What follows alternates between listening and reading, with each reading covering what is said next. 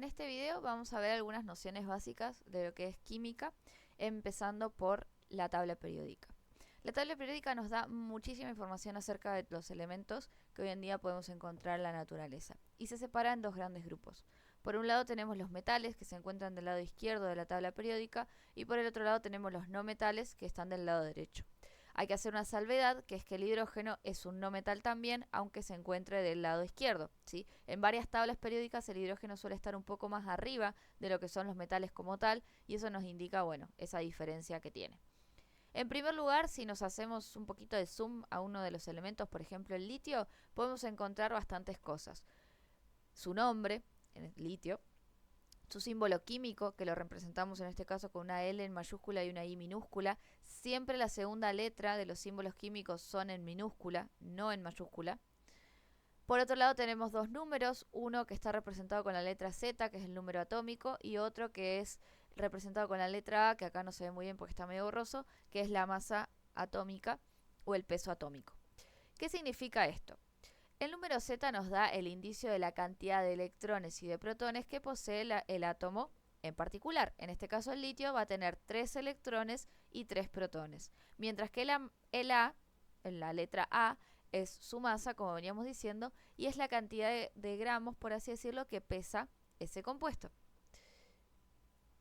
¿Qué es lo que tenemos que tener en cuenta de la tabla y algo muy importante que nos dice la tabla? La tabla periódica de los elementos es neutra. ¿Qué significa eso? Que tiene la misma, como veníamos diciendo, tiene la misma cantidad de cargas negativas que de cargas positivas. Nuestras cargas negativas en química se van a llamar protones, que los diferenciamos con la P y un más, y nuestra carga negativa en química se van a llamar electrones, que son los, bueno, ya los deben conocer, E y un menos. Cuando hablamos de neutro y cuando hablamos de que el litio tiene un número atómico que es igual a 3, estamos diciendo que en su estructura poseen 3 protones y tiene 3 electrones. Esto si lo dibujáramos con el modelo de Bohr, veríamos que tiene 3 cargas positivas, parece una B eso, vamos a hacerlo mejor, en su núcleo, y alrededor girando en órbitas tenemos 3 electrones, que sería así, 2 en la primera órbita y 1 en la última. Entonces ahí tenemos la cantidad total de electrones. ¿Qué pasa? En realidad nosotros, la tabla periódica nos dice eso. De todos los elementos podemos leer lo mismo. El boro tiene 5 electrones, 5 protones, el carbono tiene 6 y 6, el nitrógeno tiene 7 y 7, etcétera, etcétera, etcétera. Pero ustedes van a ver que además de tener elementos neutros, también tenemos otros que difieren de la cantidad de protones y de electrones que tiene la tabla periódica. Por ejemplo, existe un litio que va a tener 2 electrones y 3 protones, como también existe un litio que puede tener más masa atómica, que esos ya son los denominados isótopos y que no voy a hablar en esta clase. La diferencia en ese elemento es que tiene distinta cantidad de neutrones, que los neutrones también se ubican dentro del núcleo y le dan la mayoría del peso de este. En este caso el litio tendría, si su masa es 4, no sé si es 4 porque se ve muy borroso, pero si llega a ser 4, entonces tiene un único neutrón en su estructura. Porque los neutrones se calculan en función de restar la masa del compuesto menos el número atómico.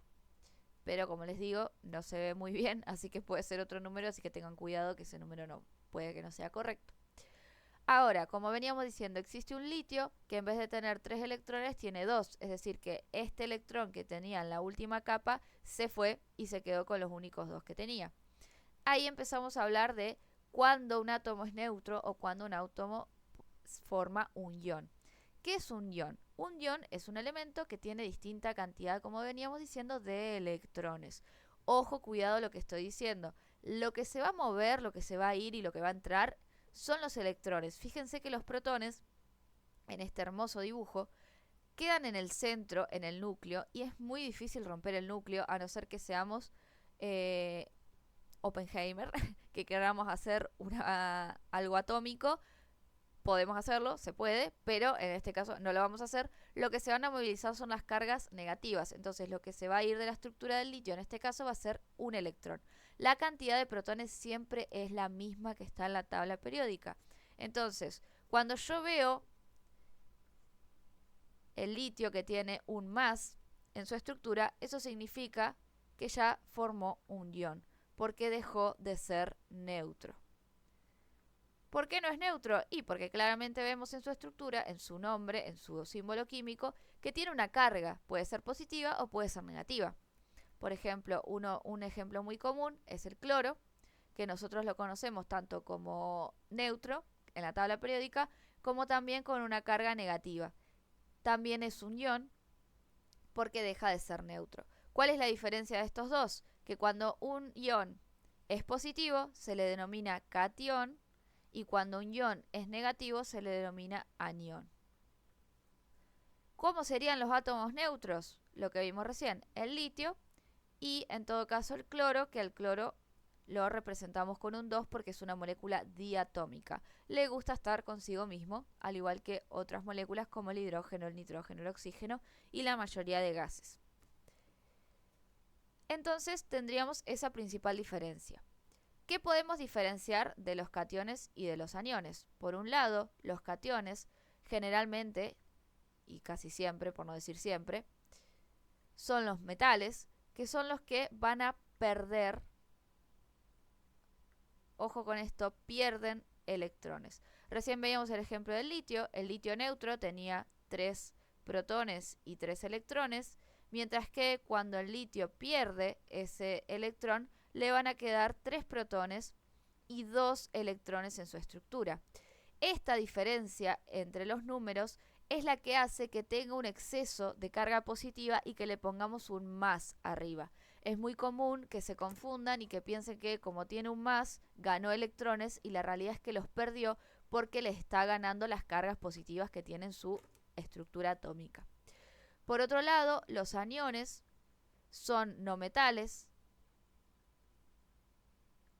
y ellos lo que van a hacer es ganar electrones. Es decir que el litio en una reacción química va a estar acompañado por un no metal que le va a estar sacando ese electrón que tiene entre comillas de más.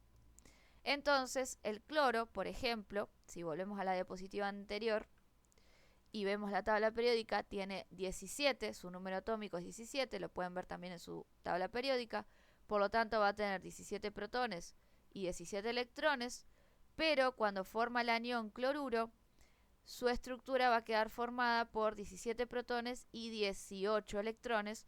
Es por eso que hay un exceso de carga negativa, porque fíjense que hay una diferencia de 1 no más, y eso hace que quede cargado negativamente.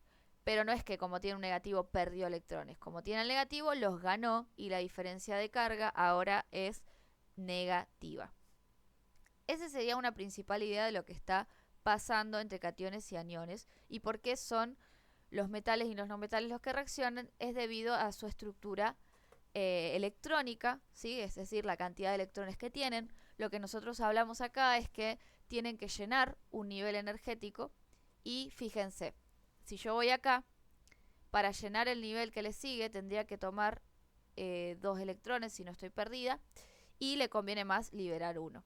Y al cloro lo que le pasa es que si quisiera completar su último nivel, le conviene más agarrar un electrón que liberar 7 que tiene su estructura y quedarse con la otra configuración electrónica. En general, lo que decimos nosotros es que los tanto metales como no metales se quieren parecer al gas noble más cercano en la tabla periódica. Si volvemos a la tabla, el gas noble más cercano al litio es el helio, que solamente tiene 2 electrones en su último nivel, y el cloro, el más cercano, es el argón.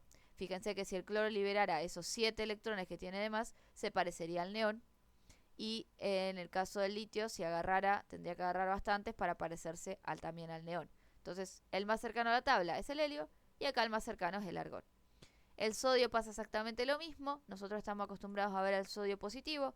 Lo que va a hacer es perder un electrón, por eso es positivo, para parecerse al neón. No va a querer tomar una cierta cantidad de electrones para parecerse al argón como el cloro. Le queda más cerca el neón, que está un pasito más atrás. Fíjense que el neón es 10 y el sodio es 11 en número atómico.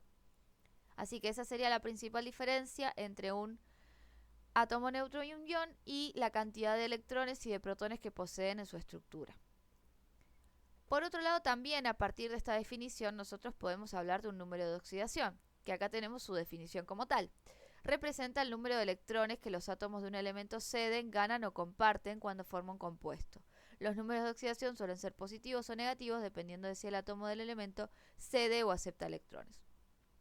Fíjense, acá tenemos varios ejemplos de número de oxidación. Tenemos al hierro, que fíjense que tenemos 3 hierros diferentes. En este caso el hierro tiene una carga positiva y tiene 2 como número, por lo tanto nos quiere decir que cedió 2 electrones, como veíamos recién con el litio, perdió 2 electrones y por eso tiene una carga 2 positiva.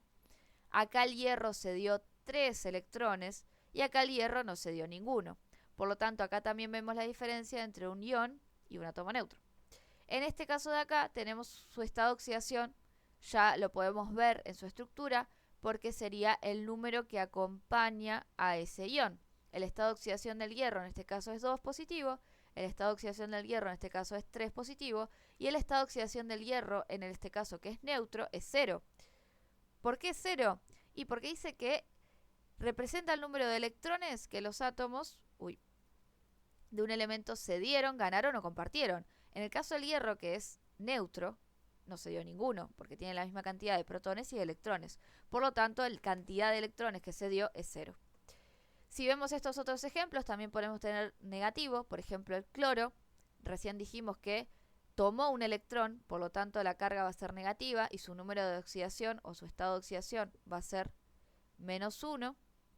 Y el cloro gaseoso que tenemos acá, como bien dijimos recién, al ser un compuesto que está en la naturaleza y que es neutro, no está cediendo ningún electrón, entonces su estado de oxidación va a ser 0. Y por otro lado, el azufre -2, también tenemos su carga o sea, su estado de oxidación va a ser igual a la carga, entonces tenemos -2.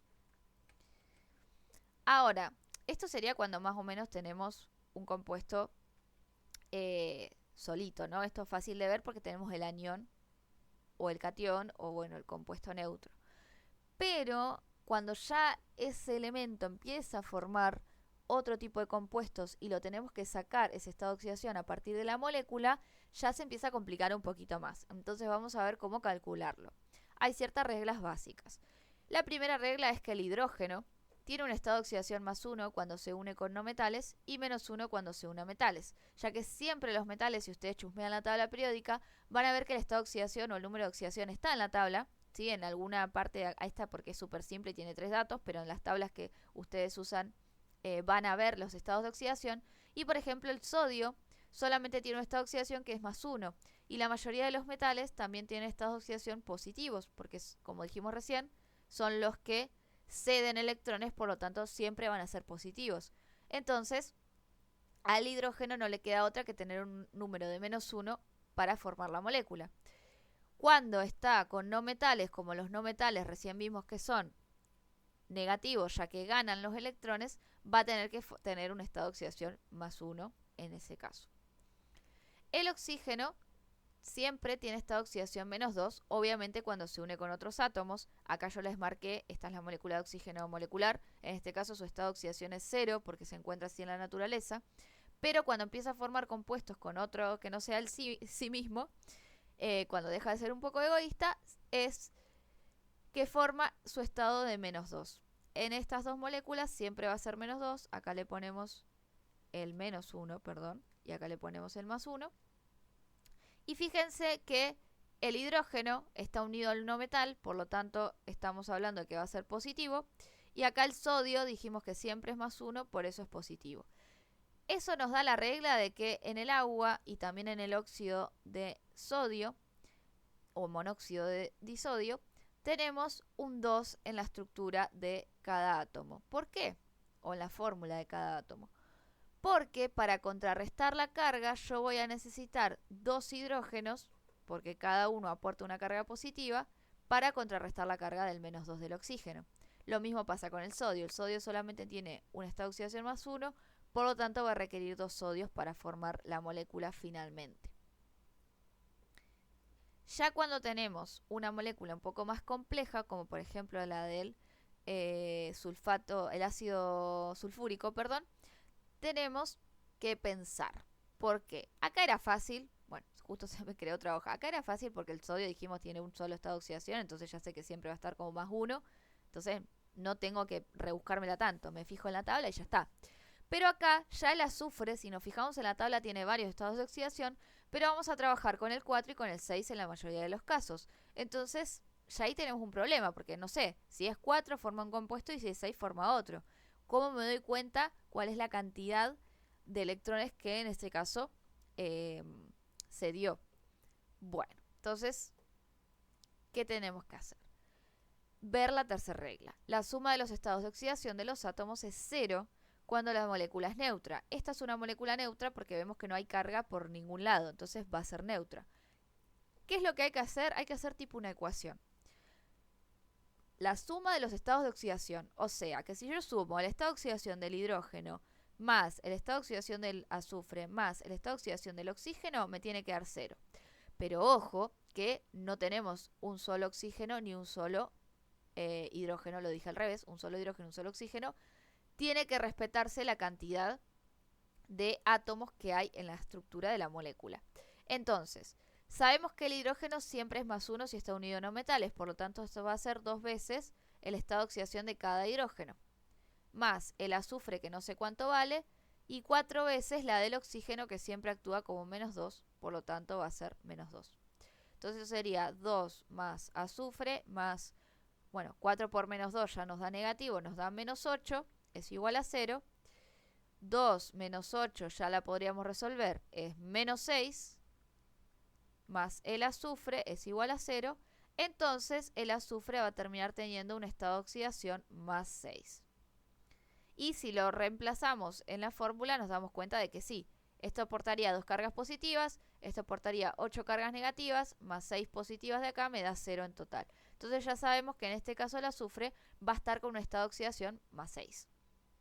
¿Qué es lo que pasa cuando tenemos un anión o un catión? La suma de esos estados de oxidación ahora va a ser igual a la carga del ion. Entonces, en este caso, ¿qué va a ser igual? El estado de oxidación del azufre más, otra vez, 4 veces el estado de oxidación del oxígeno va a ser igual a menos 2, que es igual a la carga que tiene en este caso el anión sulfato. Entonces hago exactamente lo mismo. Reemplazo con el valor del estado de oxidación del oxígeno. Esto me da menos 8 otra vez. Esto me da menos 2. Cuando paso el 8 negativo para el otro lado, o a los dos términos, como les gusta decir a los matemáticos, se me termina sumando. Y esto lo que hace es quedarme con estado de oxidación 6. Obviamente nos va a dar igual porque tenemos la misma molécula, nada más que este perdió los hidrógenos y formó el anión, ¿sí? Entonces nos tendría que haber dado igual y nos dio igual, ¿sí? Entonces, de esa manera uno puede calcular los estados de oxidación de cualquier molécula que ustedes quieran, que obviamente tenga una dificultad. Como veníamos diciendo, si yo tengo el sodio o tengo, por ejemplo, de la tabla periódica, todo este grupo 1 siempre van a tener estado de oxidación más 1, todo el grupo 2 va a tener estado de oxidación más 2, estos más 3, estos más 4, bueno, acá ya empieza un poco a la regla, pero esa es la idea, ¿sí? Ya cuando empiezo a tener, como estos de acá del medio, que son los metales de transición, ellos sí ya tienen más de 1, algunos no, por ejemplo la plata es más 1, entonces bueno, depende de cuál, pero hay varios como el hierro que tienen más de un estado de oxidación. En ese caso sí tengo que ponerme a pensar, bueno, a ver, es más 2, es más 3, ¿cuál es? Y se hace de la manera como vemos acá, siguiendo estas 4 reglas. Lo que se tendría que aprender de memoria es esto, de que el hidrógeno siempre es más 1 en la mayoría de los casos, pero bueno, si llega a estar con algún metal va a ser menos 1, y que el oxígeno siempre es menos 2, a no ser que esté consigo mismo, ¿sí? Que ahí sería 0, como veníamos hablando. Entonces, de esa forma se calcula lo que es el estado de oxidación. Y para finalizar, quiero hablar un poquito de este tema, que es acerca de el tema de la tabla periódica que veníamos mencionando, el peso atómico. Por ejemplo, del carbono, vemos que es 12, algo. Este peso corresponde a un mol de ese compuesto. Y un mol no es un solo átomo, sino que es esta cantidad enorme de átomos. Si yo quisiera saber cuánto pesa un solo átomo de carbono, en realidad lo que tendría que hacer es dividir esta masa por esta cantidad de átomos y me va a dar un número súper chiquito que va a ser a la menos 23 gramos. La misma nada, básicamente. Y cuando yo tengo una molécula, que ya ahí se empieza a complicar un poquito más, lo que tengo que tener en cuenta es que un mol es igual al peso molecular de ese compuesto, que también equivale a, acá puse átomos, pero me confundí, 6, moléculas, ¿sí? De, en este caso, sería agua. Entonces, ¿qué significa un mol? Un mol es una unidad en la química que nosotros tenemos para diversos temas, diversas cosas, pero que la vamos a usar siempre y que equivale a esto que estamos hablando. En vez de trabajar con pesos moleculares, con un montón de pesos y en gramos y qué sé yo, directamente trabajamos en moles, que es más fácil porque un mol es tanto, 2 moles, 3 moles, 4, y es más sencillo que andar trabajando con 40 gramos, 80, 100, ¿sí? Es un número más chiquito también. Entonces, ¿qué sería el peso molecular? Por ejemplo, de la molécula de agua, yo lo que voy a hacer es sumar los pesos atómicos que tienen los átomos de la tabla periódica. En la molécula de agua tengo 2 hidrógenos y un oxígeno, por lo tanto voy a sumar 2 veces el peso del hidrógeno más el peso del oxígeno. Lo saco de tabla. El peso del hidrógeno es 1 gramo, el peso del oxígeno es 16 y al hidrógeno lo multiplico por 2. 2 por 1 es 2, más 16 gramos del oxígeno, 18. Por lo tanto, un mol de agua equivale a 18 gramos, que es lo mismo que 6,022 por 10 a la 23 moléculas de agua. Y también lo pueden ver escrito como 18 gramos sobre mol, que significaría 18 gramos por mol, que prácticamente es lo mismo que tenemos escrito acá. Esto es muy importante porque para el tema de estequiometría, de reacciones químicas, las reacciones químicas se trabajan con moles, ¿sí? Nosotros cuando tenemos una reacción cualquiera, no sé, vamos a poner cualquier cosa, A más B es igual C. Yo en la estequiometría, estos números que yo estoy poniendo en negro son moles. No son gramos, no son átomos, no son moléculas, son moles. Entonces por eso es importante saber cuál es el concepto de mol y a qué equivale, porque es con lo que vamos a trabajar después para ver el tema de estequiometría y ver el tema de rendimiento, cuánto obtuve en la reacción, cuánto mezclé, etcétera. Así que nada, eso sería como un repasito general y en el próximo video les voy a explicar un poco acerca de estequiometría y rendimiento de reacciones.